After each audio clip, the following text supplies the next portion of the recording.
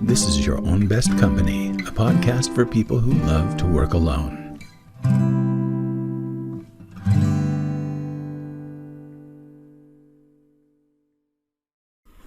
Hello there, everybody. I'm Franklin Taggart, and this is Your Own Best Company, a podcast for people who love working alone.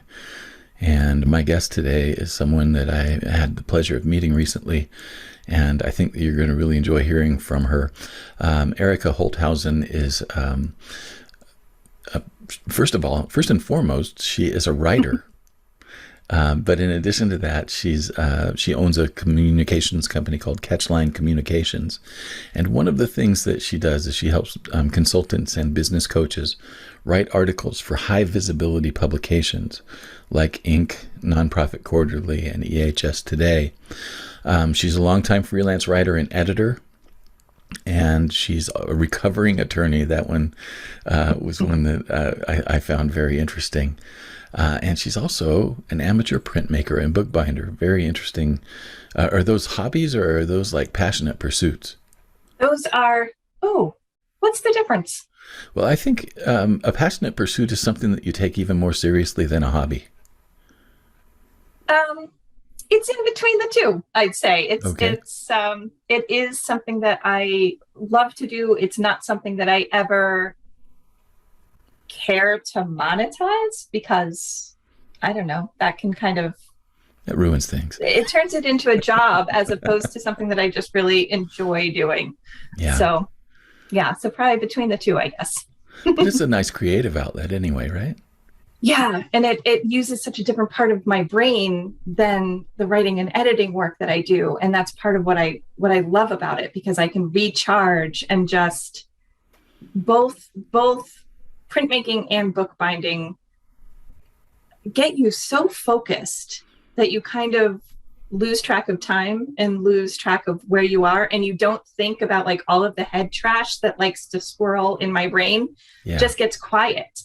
And I just, needle and thread till I bind the books, or, get out the carving tools and I'm carving wood blocks, and it's just me and whatever the thing is. And that's all I'm thinking about. And I love that feeling. What a great feeling. Yeah. It's a sweet experience of humanity. I have to say those kinds of moments are the ones that we live for, aren't they? Yeah. When we can, and when you can find something that is so portable and so, I don't know, so like low barrier to entry, it just becomes even more fun to just do. And you can I always have to remind myself, like, hey, you could use a little recharge. But it's so nice when you can just do that almost on demand. Let's shift over and talk a little bit about writing, because according to your bio, that's the thing that you've done the most and the longest, primarily because you say that is the way that you process your internal world, is to just, write it all out. Has that been something that has been with you since a young age? Yes, though I don't think it took me a very long time to refer to myself as a writer, but I've always written. And I've always kept, there are those amazing people who keep journals in like nice, orderly directions. I don't do that. I am chaotic, and the writing is everywhere. And I try to keep one journal in like beginning to end, and it never happens. So they're not in any kind of chronological order, because I have a notebook problem. And if I find a notebook that I really like, I just get it. That's part of why I do bookbinding, because now I can make my own. And so I'll have a couple entries in this one, and then a couple from the same year in that one, and then a couple from, a same year in some other thing. So for me, it's always been less about chronicalizing. It's the word that I'm looking for, but getting a chronicle of my life, and more about processing information and figuring out what I think, or what I believe, or how I'm feeling, or, okay, I'm really angry about this. How do I process out that anger and make some sense of it?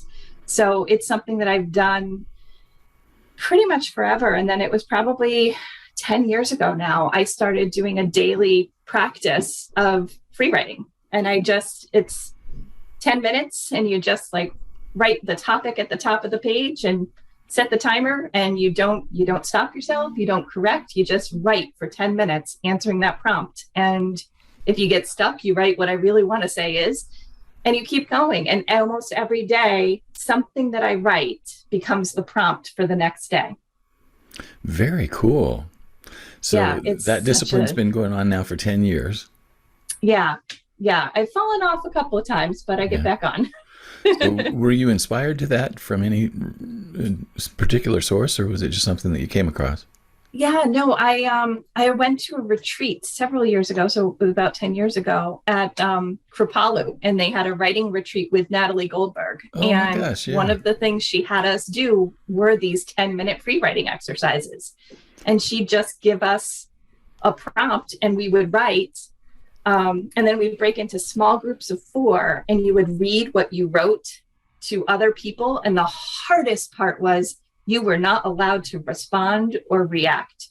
So you could hear something that was absolutely spectacular, and that would defeat her goal was getting rid of the monkey mind and just get it out there and read it. So it didn't matter if it was good, bad, or spectacular. Like, you were not allowed to respond. It was just the person would read and then you'd go to the next person. And I was like, oh my God, but I really want to tell them that this was so good.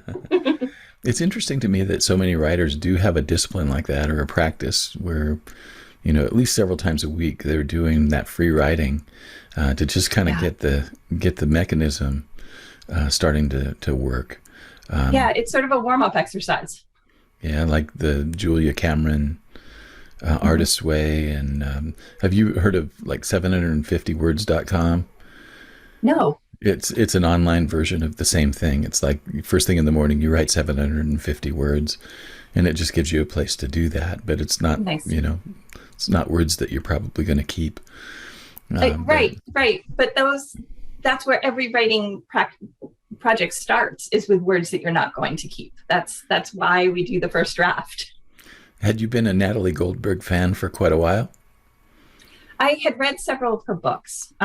So and it happened that a friend of mine was going to a different workshop that same weekend. We were like, hey, we could both go to these things. And so we ended up going together, and then we do our separate things during the day. But I had read Writing Down the Bones. I've read a lot of her work. There's stuff that doesn't quite resonate with me, especially today, but the practice was something.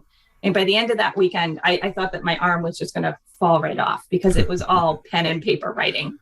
Her prompts are really helpful because they bring up things that you haven't thought of, or she'll sometimes just put out these prompts that I'm like, I don't even know what that means. And you just have to write to it. And that can unearth, like, one of them was something like your mother's face before she was born. Yeah. And I was like, oh, how, what? But you have to do your 10 minutes, and it's amazing what comes out. For me, the first 7 minutes are complete trash, but then suddenly something taps in and I start writing things that I hadn't thought before I wrote them. It's just flowing through. And that's another type of magic, because suddenly to see words show up on the page and it's your hand writing them, but you did not think them before they showed up, is just this otherworldly, very, very cool experience to have. Yes, it is. So talk to me a little bit about how that has made you a better writer. Yeah, I think so. For a long time, I really struggled with embracing a first draft. I like, so I would get stuck on the first sentence because I want it to be fabulous prose that's absolutely perfect, which is an easy way to torture yourself. So in a very real way, these 10-minute free writing exercises have helped me embrace the first draft. Because sometimes what I'll do is, if I'm stuck on a project that I'm writing for a publication or for my own work, I'll do a 10-minute free writing. on it first because it gets the ideas out on the page. And, you can't shuffle it around and make it all nice and pretty if you don't have any words. So it at least gets some words down on the page, and then it can move me forward. So I think that's a big part of it. I think the other is just, we all write. We are all writers. How many emails did you send today? We write all the bloody time. But having an intentional writing practice has also helped really build those muscles in a way and start seeing, because you make weird connections that start coming together. Like that prompt that I was talking about, your mother's face before she was born. Nonsense prompt in my mind. Natalie Goldberg is a Zen Buddhist person, so it probably makes sense to her. But having something like that and then having things come out that you didn't even know you were thinking, right, helps you also with the thinking process, because that's really what writing is. It's Bob Makoff was the cartoon editor at the New Yorker, and he wrote one time, "It's not the think, it's the ink." Or it's not the ink, it's the think. Yeah. It's not about the ink. And that's the same with writing. It's not about the ink. It's not about the words on the page. It's about the thinking.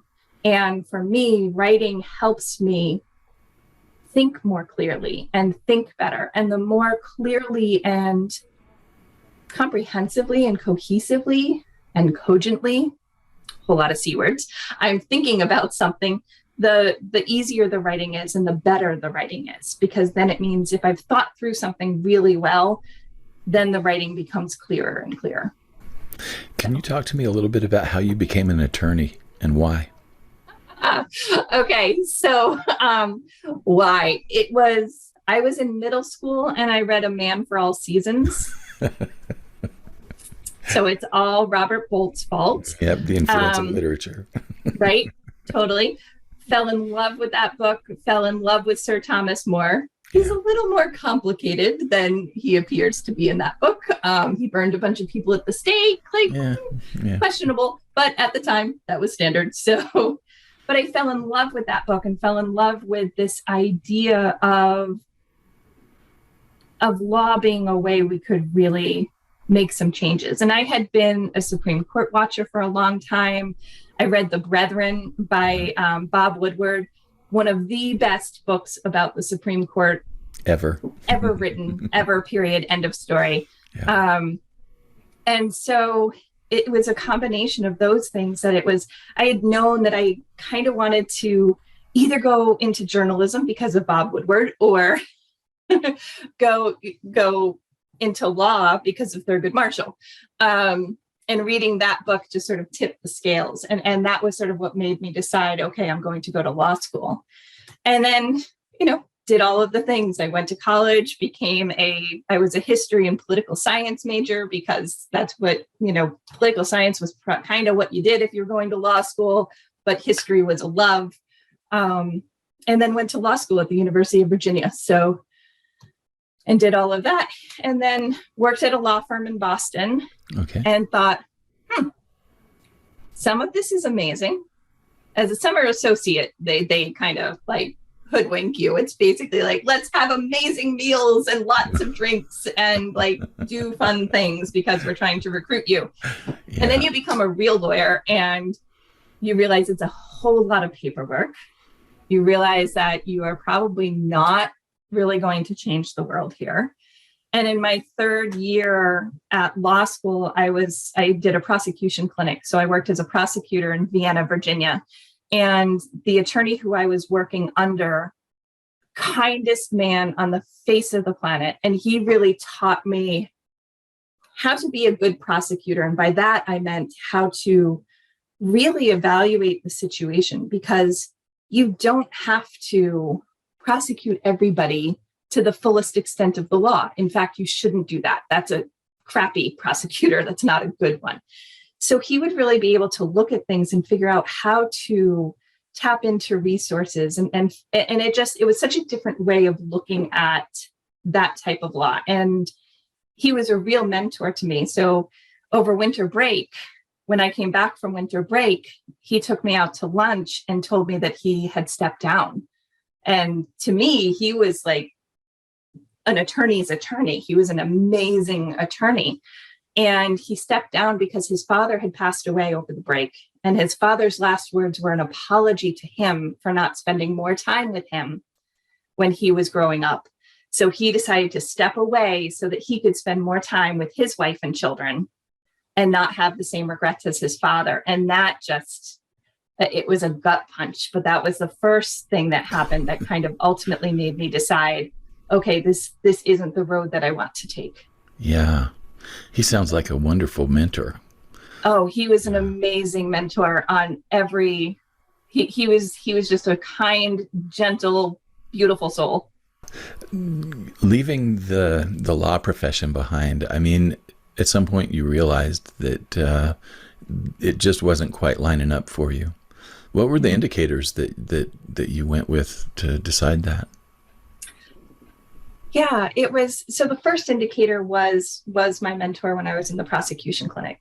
The second indicator was I came into the law firm one morning and my secretary, she was a professional cat herder. And I was a one-person herd of cats, and she still managed to like rein me in.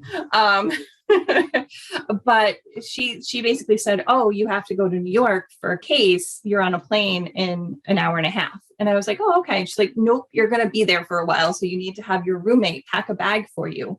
It will follow you on a separate plane. And oh, by the way, the law firm owned a condo in New York City for cases just like this, which I was like, really? And so I traveled there with a young partner, and, you know, so this was early 2000. So it was literally 2000.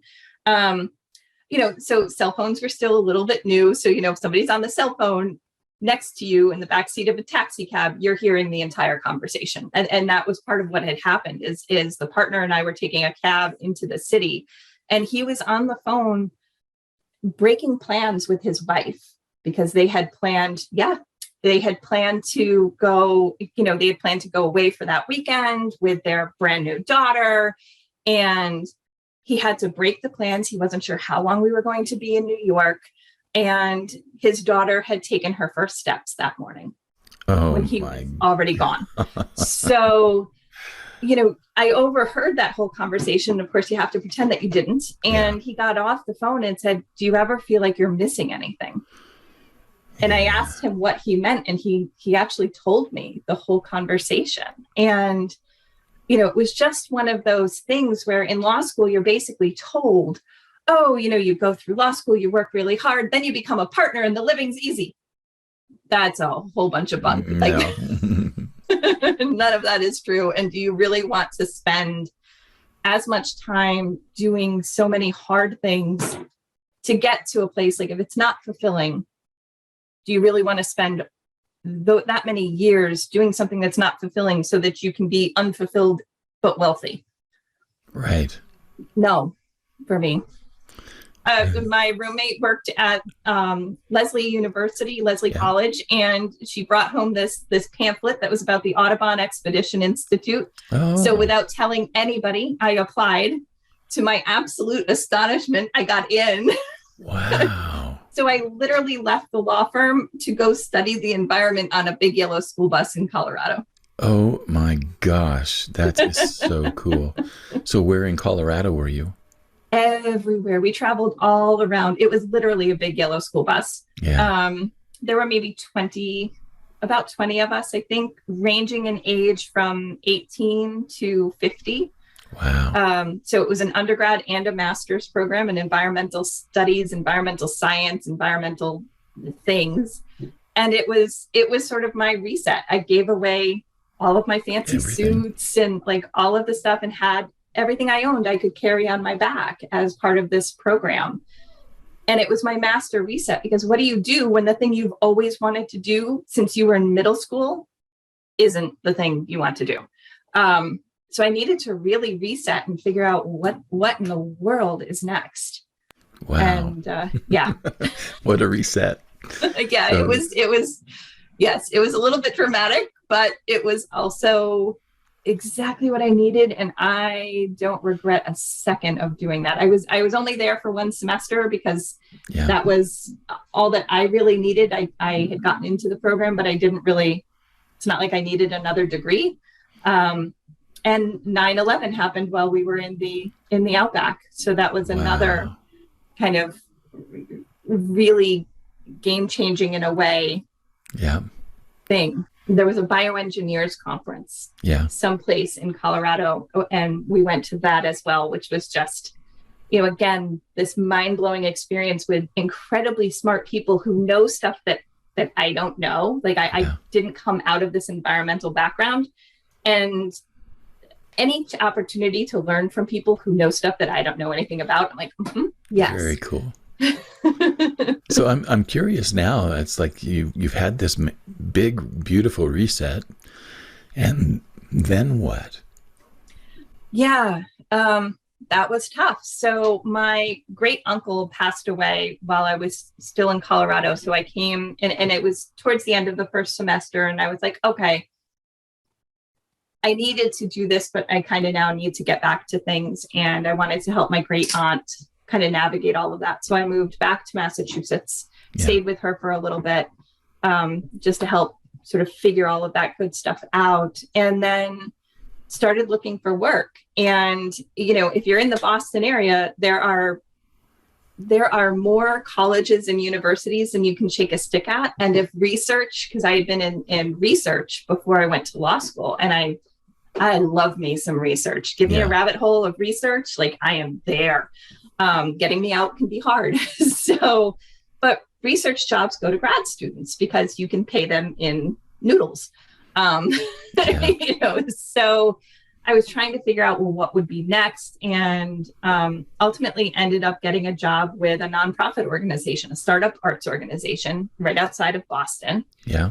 And it learned a ton. That's where I first learned anything about marketing. I was their director of marketing and development. I had zero experience in marketing, zero experience in fundraising, but I was a smart cookie, so I could figure it out. And for some reason, they thought the same. So, that kind of ended up being a big part of doing more writing more intentionally, because I was the person who wrote all of the grants. I wrote the website copy. I wrote all of the things. Yeah. And then I ended up working for the nonprofit consultant who had been working for that organization.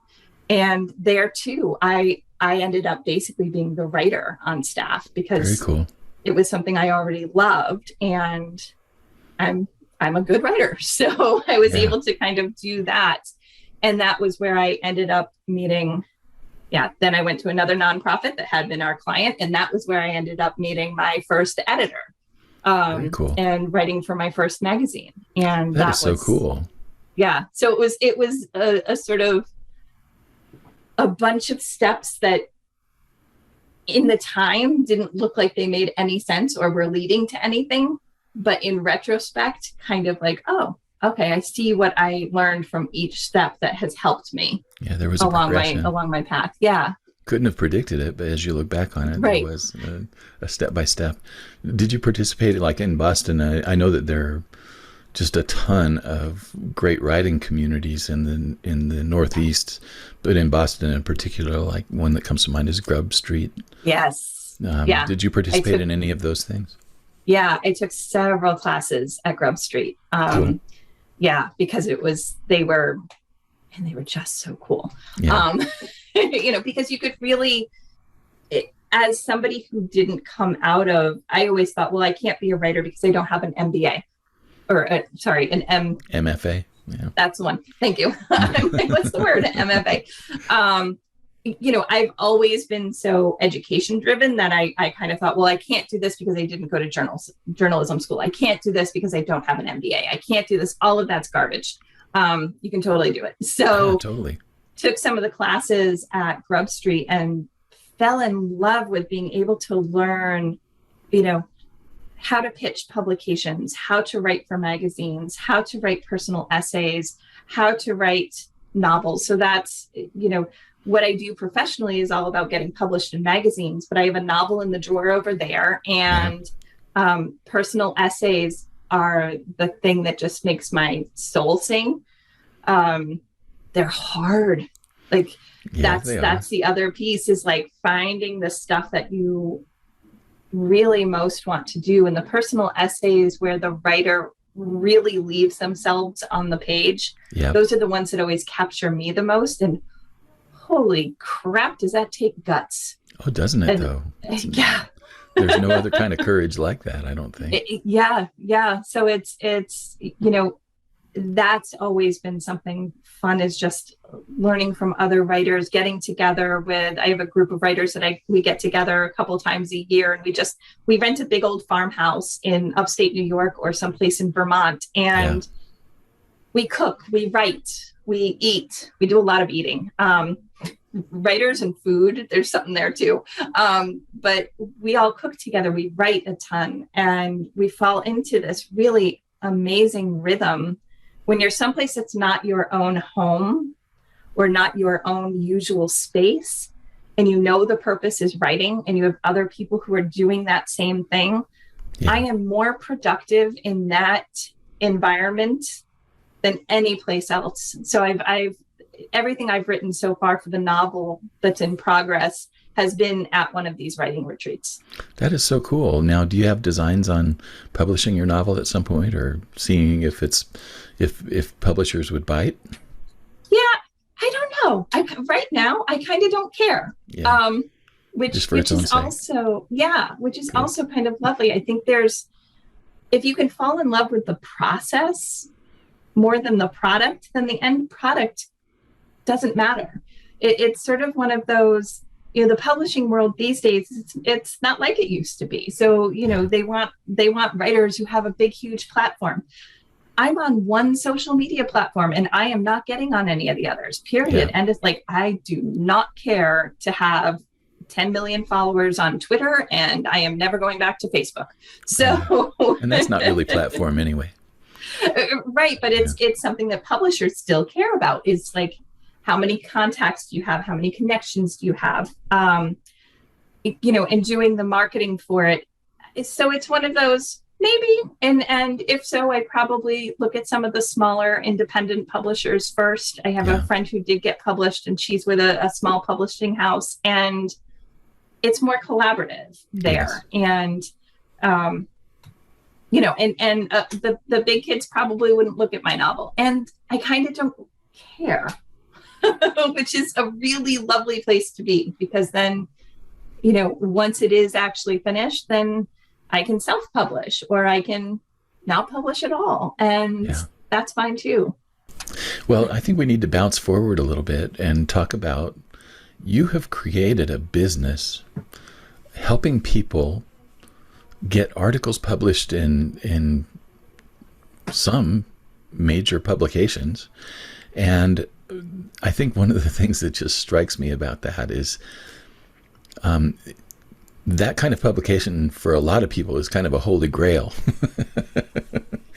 and yet you're creating a routine for it, which I just find fascinating. I think the thing that I'm curious about is, when did you discover that could be a thing? Oh, yeah. So I did not know that this could be a thing when I first started Catchline. I thought I was going to do content marketing because I've done that for years. And I was working with a coach. And at one point during one of our sessions, I said, "Oh, I'm so over marketing." And he was like, that might be a problem. And we ended up talking about, he was like, "So tell me about a project that you worked on that you really loved." And several years ago, I worked with an environmental health and safety management consultant. And one of the things that we did is I knew from a friend in the editing world that EHS Today was looking for writers. And so I brought it to my client, who by then I knew well enough that I could be really sassy. Not that I'm ever not terribly saucy, but anyway, and basically said, you're doing this. Yeah. This is a great opportunity. You're doing this because you would be foolish not to. And after going back and forth a few times, because that was our style. He's a curmudgeon. I'm a curmudgeon in training. It was perfect. He said, okay, well, I guess if this can work in such a way that it actually fits into my workflow, we're going to give this a whirl. And then he also reached out to an association, and they were also looking for writers. So I didn't know at the time what that could do for his company. I just knew that if he didn't do it, he'd be missing an opportunity. And so I told my coach about this whole thing, and he's like, well, why don't you do that? And I was like, well, why don't I do what? I still didn't kind of get it, but then it was like, oh. So I chatted with a few editor friends of mine and did a little bit more digging. The way of the magazine world has changed so much since I first got into it. Oh, yeah. That this is a possibility. It's no longer the holy grail. It's so much easier to get. 15 years ago, we weren't getting published in ink. Like, they weren't going to look at us. They were like, yeah, you're nuts. Today, absolutely.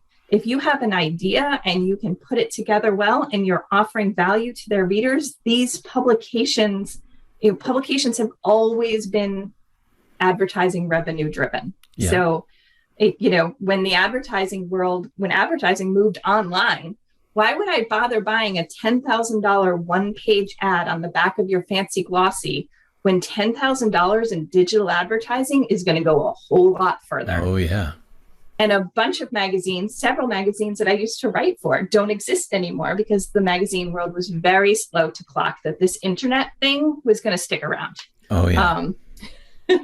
So now you have these publications will take ink because it's well known, but it's true of pretty much all of them. They have a huge, extraordinary need for content. Yeah. Because online advertising is driven by traffic. Traffic is driven by search engine optimization. That's driven by content. You need fresh content all the time. They could not possibly stay a going concern, a profitable business, if they had to pay their staff writers and their freelancers for every piece of content that they needed in order to get the advertising revenue. So they have a huge need for content that they cannot meet. Then you have all of these experts, consultants, business coaches, executives who know their stuff and would love to be affiliated with that brand. Well, if they can start writing content and articles and sharing their ideas and their wisdom with Ink's audience, that's a win-win. It's a win for the publication because they're getting their content needs met. It's a win for the expert because they're getting more visibility. And it's a win for the reader because now I get to read both the things that are more profiles and interviews where a reporter or writer has interviewed other folks. So it's coming through their filter. And I get to get things directly from coaches and consultants and other experts. Wow. So so it's one of those things that it's now possible to do. And it's no longer a one-way street. So like one of the things I constantly am saying to clients is like, don't fall over yourself too much for these guys. They need you. Yeah. Like, yes, you want to be affiliated with them, but they also need you. They need your content. And if you have something valuable to share with their readers, that just benefits everybody. Well, there are so many things that I have going on in my head right now. Kind of at the top of the list is that, you're talking about a completely different landscape than even like 5 years ago. Yeah. For magazine publications in particular, but you also have professional journals and newspapers and other types of publication. And all of them have the same quandary that you've just described, where they all need fresh content, they need relevant content, they need the stuff that's going to keep them in front of people. Yeah. And that is something that I think a lot of people take for granted. Now, the other thing that I wonder is, I'm sure that there's been a shift away from publications having staff writers, and that a lot of that has opened up opportunities for freelance writers to fill in some of the gap. Is that something that you're seeing? Yeah, that has with different publications, that has always been true to different degrees. Yeah. Making your living as a freelance writer is hard. Yeah. I tried. I did not like it because because it's so much about the pitch. It's much more pitch than actually getting to do the part that I love, which is the writing piece. Yeah.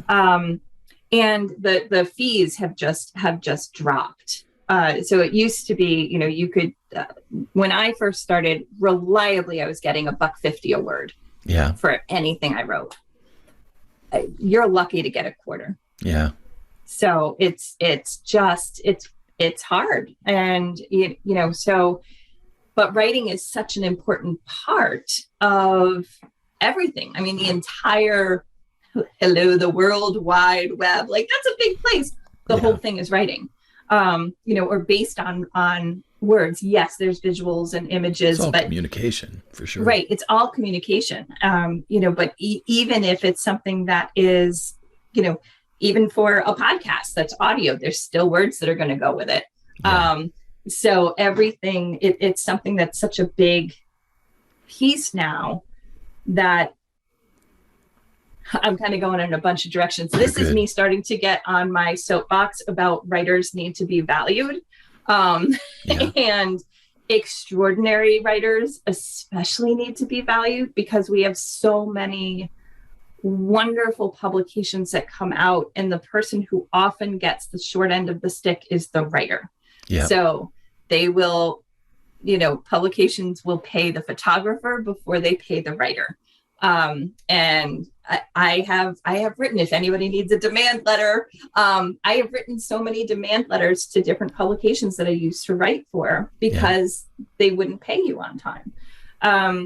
And that's terrible, because if we lose some of these amazing writers like Ta-Nehisi Coates, he started in the journalism world making 10 cents a word. Yeah. You're not making a living on that.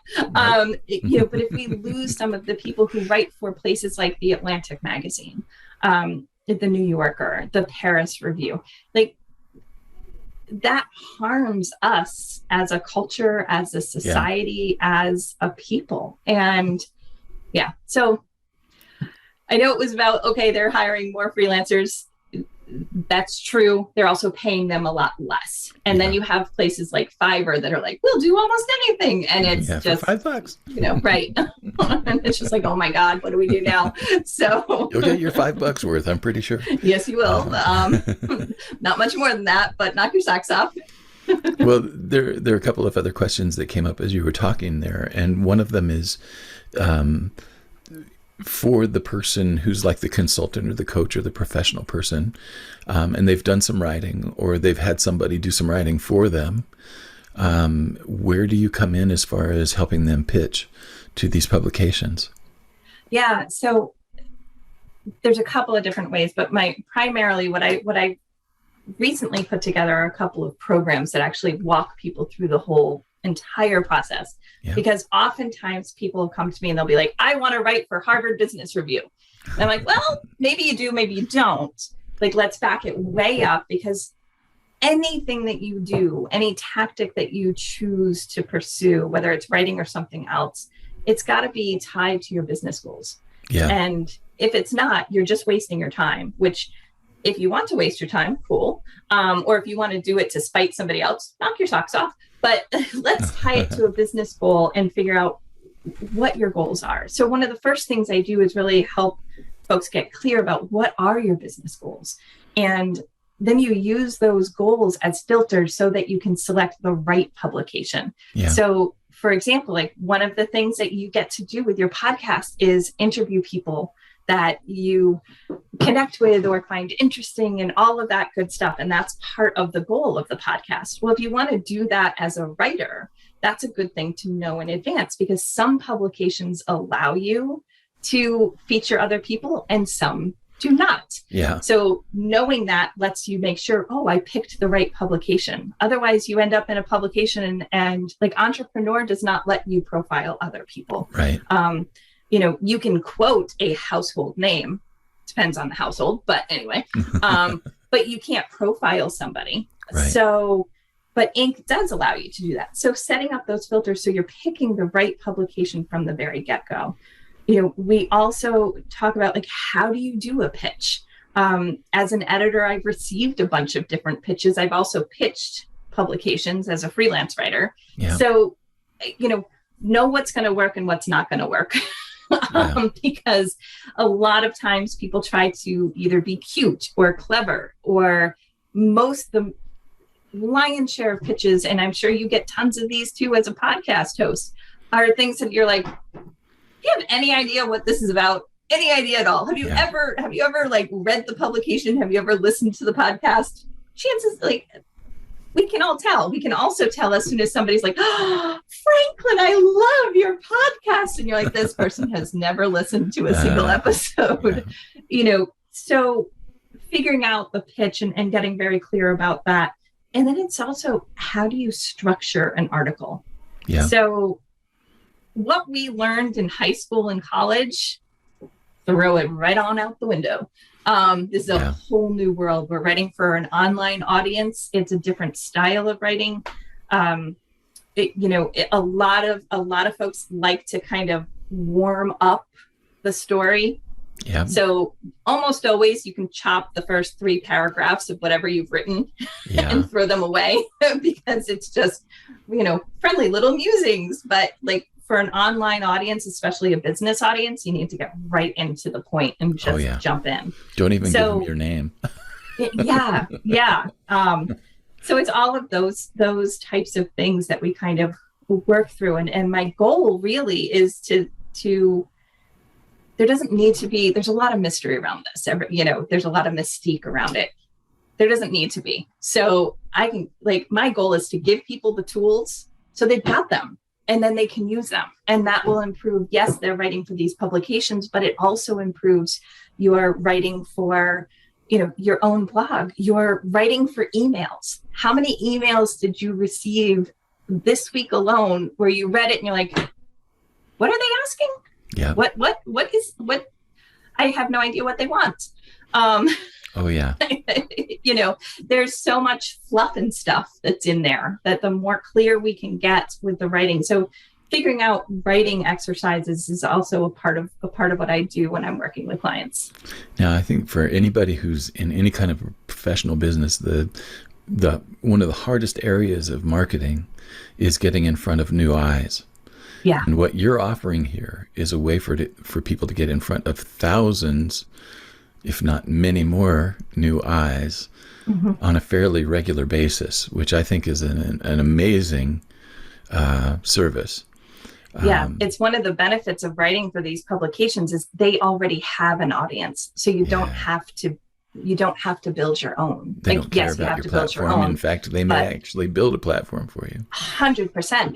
That's like the big difference between like writing articles versus writing a book. Writing articles, they don't care if you have a platform. They care if you are an actual expert who should be listened to. They care if you actually have something to say and like have the receipts to back it up. Very good. Well, Erica, one of the things that you offer is a monthly Q&A call for people who are interested in pitching to these publications to get their articles placed. Can you tell us a little bit about how to access that call? Yeah. So on my website, there's, if you go to catchlinecommunications.com, under the events page, it's called Pitched to Published. So, or it's catchlinecommunications.com/P2P. Okay. And that's where people can register to come to the event. I hold it every month. It's the second Wednesday of each month. And it always starts with a little bit of training. And then I just open the floor to questions and do my level best to answer them. Wow, that sounds so great. So if you are interested at all in anything that Erica has just said about pitching your articles to major publications and even not major publications, why don't you sign up for one of those Q&A sessions there? Anything that you want to leave people with now that we're approaching the end of our time? Yeah, I think some of this is so this is my bias showing, because I am a writer at heart and I filter everything I do. I understand through writing, but the more you can write and intentionally write, it helps in every aspect of your business. And it really helps you think more deeply, and thinking more deeply then makes you a better speaker, a better consultant, a better whatever it is that you do, because you understand it better. So if all you do is do one 10-minute free writing exercise, that alone would just, it's just another way to push yourself and to start really thinking about the things that matter to you and clarifying your ideas so that you can communicate those ideas more clearly to other people. That's the big difference between writing and speaking. Speaking, you can kind of fudge it a little bit. Like, we have body language, we have a certain amount of mutual understanding. We can do all of that. Writing doesn't allow for that. So you have to, there's no tone of voice. So I can't say something, written, Franklin Taggart could be exclamation point, but it's Franklin Taggart is a very different thing than Franklin Taggart. And you can't convey that in writing without more. So I don't know. That's my little, I guess that's what I would leave folks with, is dive into that kind of thing. And I'm very active on LinkedIn. I would love to connect with folks there. And anybody who wants to talk about writing ever at any point in time. Yeah. I love talking about writing. Erica is your people. Right. Whether it's for publication or whether it's the novel that's sitting in your drawer. Well, Erica, this has been a fantastic conversation, and I'm sorry to say that it's coming to an end, but I want to put an ellipsis on the end of it instead of a period, and say let's to be continued, and see where we can go again sometime in the near future. I appreciate all that you've said. It's just been wonderful. So thank you. Again, my guest this episode has been Erica Holthausen from catchlinecommunications.com. And be sure to check out the Q&A. Anything else you want to say in closing? No, just thank you so much. This was so fun to talk about, just doing all of the fun things that we get to do in our own company. It has been wonderful. We've got a lot more to talk about, Erica, but let's find another time. We do. Excellent. Thanks for listening to Your Own Best Company. If you enjoyed the show, would you do me a favor and subscribe on YouTube, Spotify, Apple Podcasts, or your favorite podcast host? If you really love it, leave me a review or share it with your circles. If you feel like your career is reaching a dead end, or you're feeling a deep sense of dissatisfaction in your work right now, I help people discover their gifts and then find or create new opportunities that are the best fit for their talent, experience, and lifestyle. Email me at coaching@franklintaggart.com for more information. I also help people start, finish, and launch creative projects, and I offer an ongoing marketing mastermind for solopreneurs and freelancers. More information on these programs and services can be found at franklintaggart.com. Thanks again for spending this time with me.